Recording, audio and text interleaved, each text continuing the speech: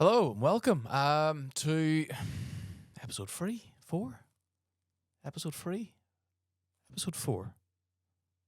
Episode 3. Let's stick with episode 3 for now. Why not? I can't remember. So welcome along. Today I am going to talk to you about the colour green.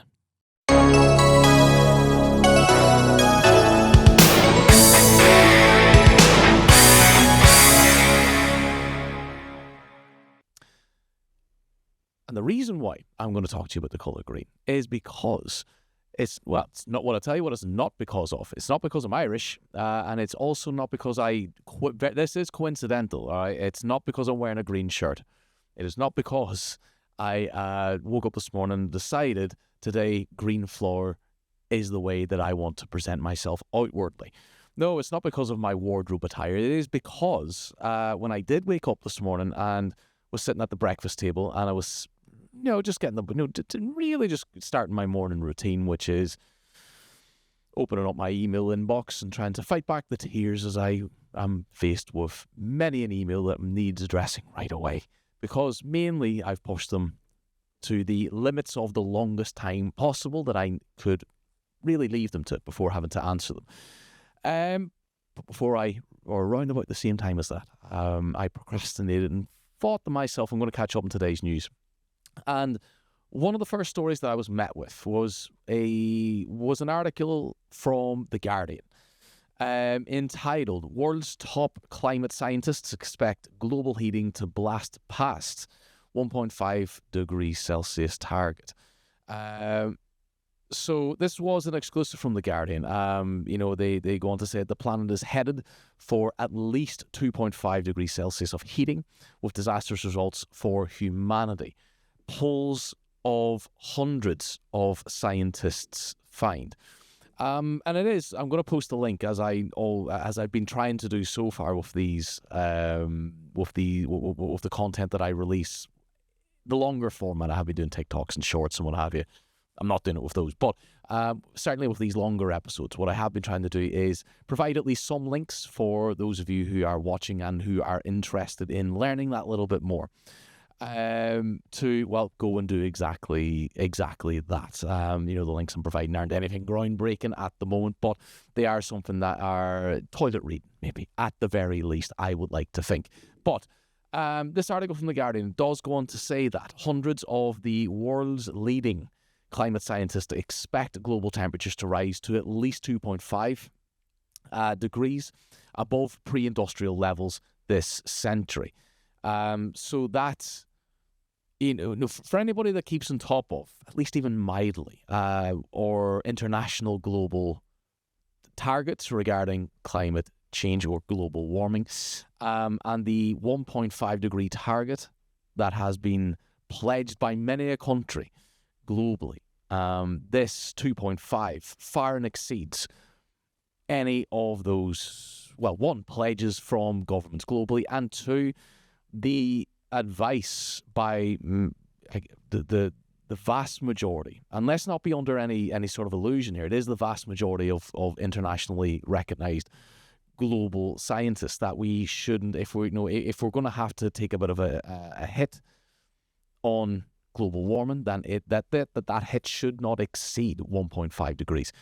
Anything above that, even that is harmful, but anything above that is going to get worse and worse for all of us. And this article from The Guardian is quite frightening. I am reading it as I'm scrolling down here, and again, the link is in the description for you. But I'm going to keep reading verbatim from this because it is very, very important, I believe, for us to really comprehend. So the article goes on to say that almost 80% of the respondents to this investigation by The Guardian, all from the authoritative Intergovernmental Panel on Climate Change, or the IPCC for short, foresee at least 2.5 degree of global heating, whilst almost half anticipate at least 3 degrees. Only 6% thought the internationally agreed 1.5 limit would be met. So many of the scientists envisioned what they described as being a semi-dystopian future with famines, conflicts, and mass immigration. driven rather by heat waves, wildfires, floods, and storms of an intensity and frequency far beyond those that have already struck. And, there is more to this article, but I'll just, maybe for now at least, finish off by verbatim quoting this next extract. Numerous experts said that they had been left feeling hopeless, infuriated, and scared by the failure of governments to act, despite the clear scientific evidence provided. Now, look, this channel is here for, it's early days for this channel, but for as long as it is in operation, it will do its level best to try and address some of the, or all of the topics discussed in a fair and down the middle manner, as much as what it possibly can. Of course, I'm going to have my personal slants. They will shine through, unashamedly so, but at least I will try to back that up with legitimate evidence. So basically what I'm getting at is that if you are watching this and you are a climate skeptic, back it up, man, because I am an academic. I do demand evidence. I do demand at least something that I can look at that is real and data that is valid. And that's basically what I base my outlook on social topics, on global topics, on things that matter, on phenomena, whatever it is what can we see in terms of actual research, in terms of actual data. And for full disclosure, I am a member of the Green Party politically in the United Kingdom. Don't be fooled into thinking that this channel is always going to be environmental or government orientated or environmental and climate orientated. It won't be. But I shouldn't need to be a member of the Green Party to be able to highlight and discuss these topics. They are important for all of us, for humanity. It isn't so much of a stretch to actually just lay that out there and be considered legitimate and considered, for that to be an appropriate thing to say. It is going to be, these changes are happening now, and they're going to be impactful for all of us monumentally going forward. So with that in mind, I suppose the question I'm trying to get at here, as I try and conjure one in my noggin as I speak, is not necessarily, is climate change real? It is. Let's just not fart about. It is. You can be a skeptic, but there's, again, and you might well be fooled innocently enough into thinking that there is that there's great sort of 50-50 down the middle arguments about whether or not climate change is real or whether or not it's as impactful as what research says. You might think that is sort of a 50-50, that there's two camps with scientists and it is nearly equal. It is not. There are mechanisms in place, deliberately in place, and I know this as a critical criminologist, there are mechanisms in place to make you believe that, purposefully and unpurposefully. But the vast majority of fit and proper scientists in this arena are absolutely on site. They might have a bit of a variance, there might be a little bit of a spectrum, but they're absolutely on site. We're not going in the right direction. And that should be a big consideration. It should be much, much more of a big talking point for us. Obviously, there's other things going on in the world that are of equal importance, certain global conflicts. From the United Kingdom's perspective, I mean, we should be talking far more about, as I record this on the 8th of May 2024, there should be far more discussion about more recent requirements for goods to leave and enter the United Kingdom owing to the decision to Brexit a few years ago. So that's not exactly receiving the coverage that it should do.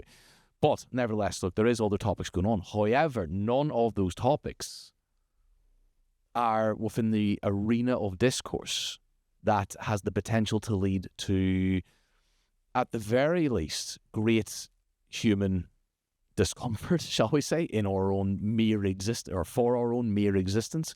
At the very worst, or complete complete extinction. It may not still be predicted to happen in our lifetime, but we have gone. I mean, I'm 36. So when I was young, there was some murmurs I would have noticed about the potential for climate change to be impactful in generations to come. We were talking, the discourse was about we need to protect future generations. We need to look after what we're leaving behind to our children and grandchildren. That's not the discourse anymore. The discourse is about the protection of ourselves in our lifetime. So we're fast forward, and we need to accept that. Many of us have. We see growing demonstrations, and I don't agree with all of them. I don't agree with all the methods. I do agree with the message, but I don't agree with all the methods. The blockades and the destruction of public property, Just Stop Oil, and those groups. I mean, again, the message I agree with, but the modus operandi, I can't get on board with that. I don't see the point in it. I think it just creates them in error, puts them in a bad light. But we have I feel that we have this sort of, it's a wheel that's slowly turning. We are coming to this recognition that we're nearly up shit's creek without a paddle, really. From The Guardian, just going back to that article, this quote where it says, many of the scientists envisage, if I'm going completely verbatim, a semi-dystopian future with famines, conflicts, and mass migration driven by heat waves, wildfires, floods, and storms of an intensity and frequency far beyond those that have already struck. From the research that I've done for the few classes that I actually teach, because I'm not a climate scientist. I'm not going to pretend to be. I'm certainly not as clued up on the science behind these changes that are occurring. But I don't need to be. It's not my area of specialty. But what I do have is enough respect and sense about me to know that when the majority of the scientists who are actually dedicating their skills, their intelligence, and their lives to this research, when they say it's happening in unison and in bulk number, I'm not stupid enough to ignore that. So I appreciate the work that they do. I know how bloody difficult it is. And I am under absolutely no illusion that there's some grand conspiracy here. Whatever you potentially might think that is, to doubt what they're saying, I am under absolutely no illusion that what they're saying is true. Again, there might be variances. Sometimes they might get things wrong, but they are a ton more knowledgeable every day of the week than most climate skepticists. And that's just the way that it is. We really need to become much more united in that. Firstly, that fact that the information that we're getting on this topic is pretty much, it's there to be seen. And then we need to actually come to some sort of united realization about the direction that we're heading in, because it is the grassroots of societies globally that can spur great change. You'll get the tropes that, democracies don't work, vote, well, what is voting change and what have you. But that's simply not the case. It is more the case now that we are fractured and that great mass movements can be more difficult. I think they can be more difficult maybe than decades past, than times gone by, to unite as one, owing to a bunch of reasons that we'll probably dissect in future episodes. But nevertheless, I do feel it's maybe that bit harder. And where there's great social movements, there's always great opposition to those movements, and there's always great disinformation and what have you. But nevertheless, we do still have the powers to change. But what is a particular sticking point in that? Amongst a whole host of other reasons, but what is a particular sticking point there is, and this is just looking through the UK context, is the absence of discussion within traditional news mediums, albeit we're away from, newspaper sales are on the slump. Even TV is gradually moving on the downward slope as well in terms of where we go to for our news, the actual devices that we use. So for this episode, I'm really leaning into, I've just got a bloody tab, a range of tabs open in front of me on my computer. For the websites, the main websites for a whole bunch of UK-based news websites. And as I said, this is the 8th of May. This story from The Guardian, of course, now we tick them off. They are talking about this. It was their articles, their research that sort of motivated for the topic for this episode. So they are talking about that about this today.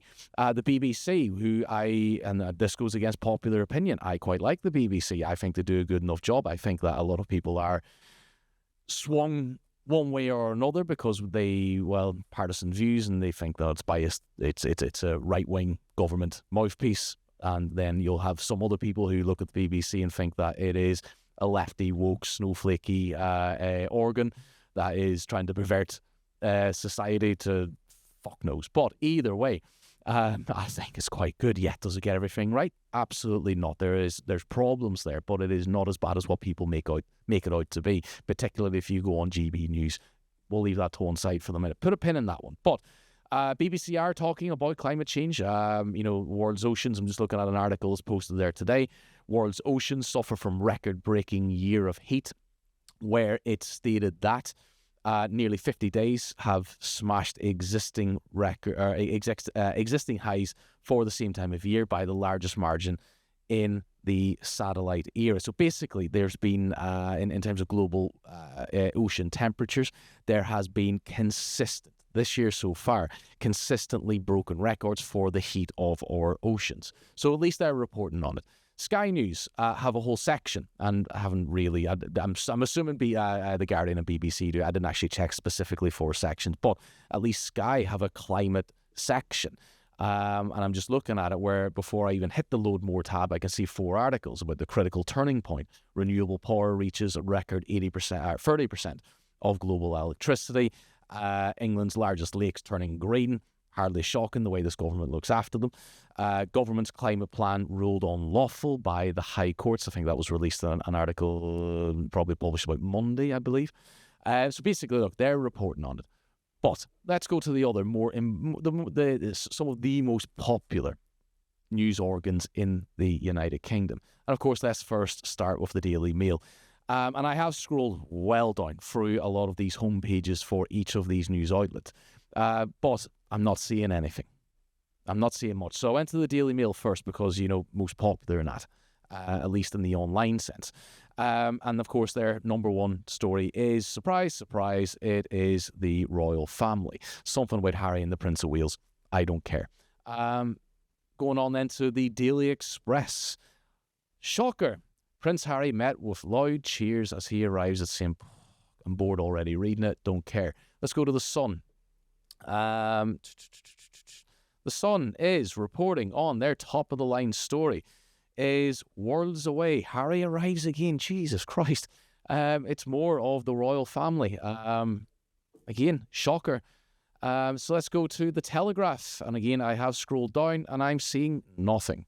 Absolutely nothing about these, about climate change, about green environmental issues. They're leading with a story about a recent defection of a Conservative MP to the Labour benches at the PMQs earlier today.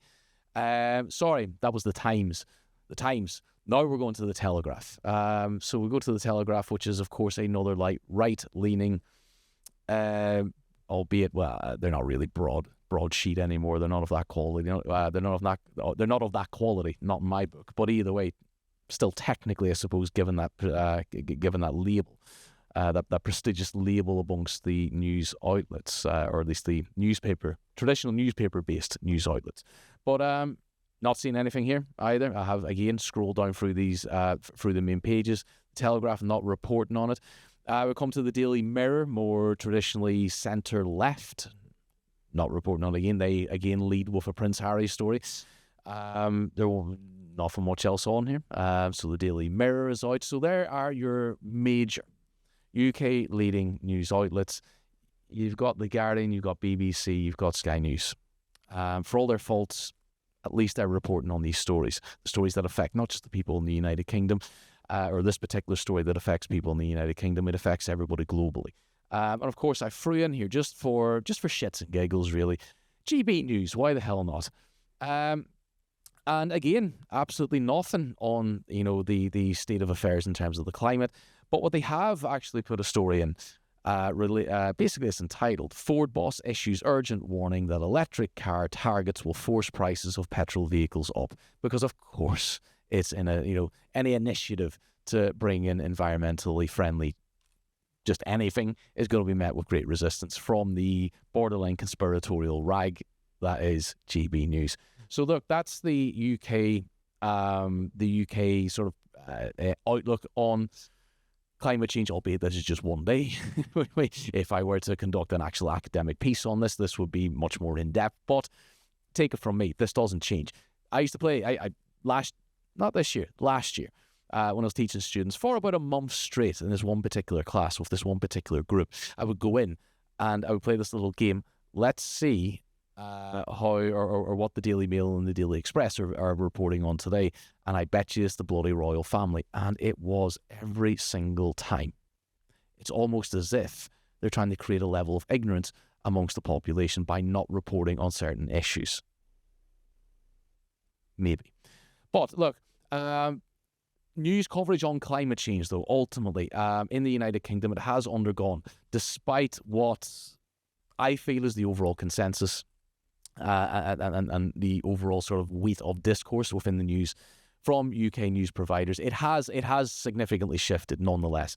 There has been a positive change towards climate action in the United Kingdom's press, with the number of editorials supporting climate change increasing from about 13% in 2011 to about 79% by the end of 2021. So that's been found, within various forms of research, thereabouts. So this shift has occurred, and it needs to be said because, again, trying to meet these topics down the middle, this shift has been seen across left and right-leaning publications. But it needs to be, again, acknowledged that whilst climate skepticism was more prevalent up until the early 2000s, the share of editorials opposing climate action has gradually fallen in recent years. So we are waking up, but it is a bit of a slow journey. And the question, or another question I suppose we need to ask ourselves is, are we too slow at this? Because the Guardian and the Independent newspaper, I didn't look for them in that little rummage through news websites, but the Guardian and the Independent have long prioritised climate change coverage, fair play to them, and have made further commitments to improve their reporting on the issue. But other publications, like The Sun and the Daily Express, although they have made commitments themselves to cover climate change more extensively than what they have done, you go on and look, you never really see much, and if you do, it's still maybe in a bit of a skeptical light. The Daily Mail in particular has recently received criticism for publishing climate skeptic views. So the tone and the framing of climate coverage remains an important factor, and not just the quantity.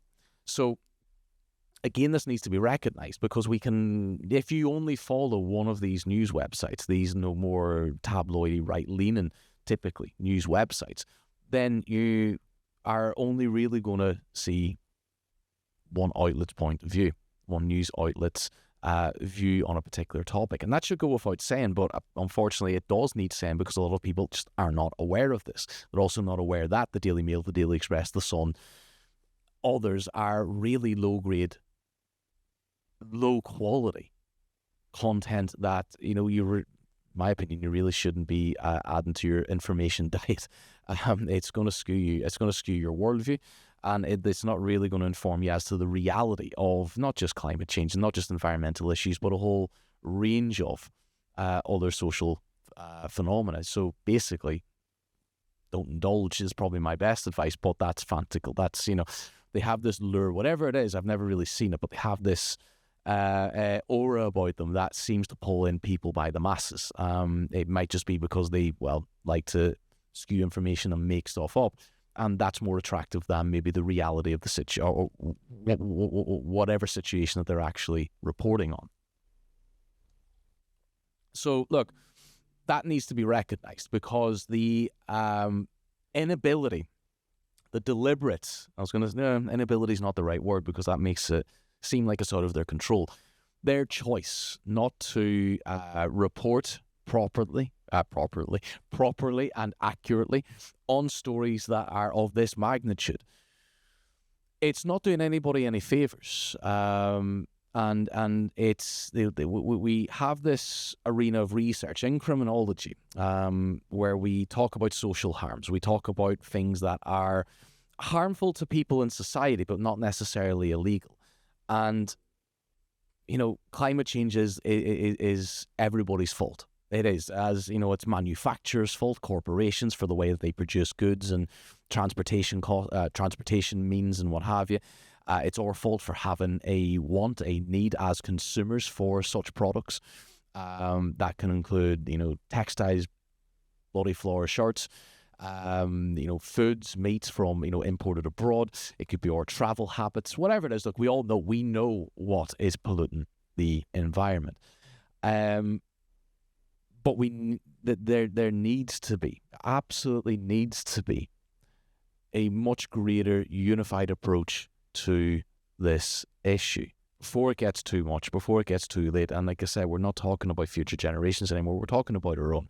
And, academic research on climate change, it has faced concerns about potential bias from funding by fossil fuel companies. So we have an absence of media talking about this. And then we have academic research. And I'm well aware of this. I might not be a specialist in this particular topic. I have done some research for classes that I teach still currently, but they're few and far between on this particular topic. However, I am aware that there is a pollution aspect to this area of research. And we've seen as a critical criminologist, you see this or have seen this in the past with, say, tobacco and asbestos industries, for example, where they were well aware of the harmful effects of their products. And, well, science didn't exactly favour them or their products in their research. Medical science saying that, cancers have been linked to, well, both those, asbestos and the habit of smoking. And, it's easy to sort of forget just how well smoking's bad for you. Duh, of course it is, but go back a few decades and that wasn't necessarily the case. Smoking wasn't seen as being that bad of a thing. So when the tide started to change, when people started to get wiser, these companies would flood the academic arena with funded research projects that would, surprise, surprise, come out in favour of their products. So they would be skewed research. And the academic arena is guilty of allowing that to happen. And the same is the case here with environmental research. So some academic research on climate change has faced concerns about potential bias. Several studies have found that university research centres who have been funded primarily by oil and gas companies tend to have a more positive sentimental outlook towards natural gas and more, basically the sort of fuel companies are able to get scientists through paid projects to produce research that maybe dampens the effects of their products on the environment. And that is a big problem. We've seen this occur as well to an extent that I'm not fully aware of, but an extent nonetheless, with research around COVID and vaccines and what have you as well. And we're seeing just in the news very recently about a certain pharmaceutical company pulling their vaccine fairly recently owing to the potential for blood clots. So, academia needs to wake up and academia needs to acknowledge that it has allowed a pollutant, it has allowed a loophole for companies to take advantage. And that dampens your faith in leading institutions to give you proper information. And I recognize that, absolutely recognize that. However, there are, on this topic, there are enough people, good-minded research that has been conducted ethically, outside the influence of funding from entities that would otherwise lead to a legitimate accusation of bias, to suggest that this problem is here, it is with us, and it is simply not going away.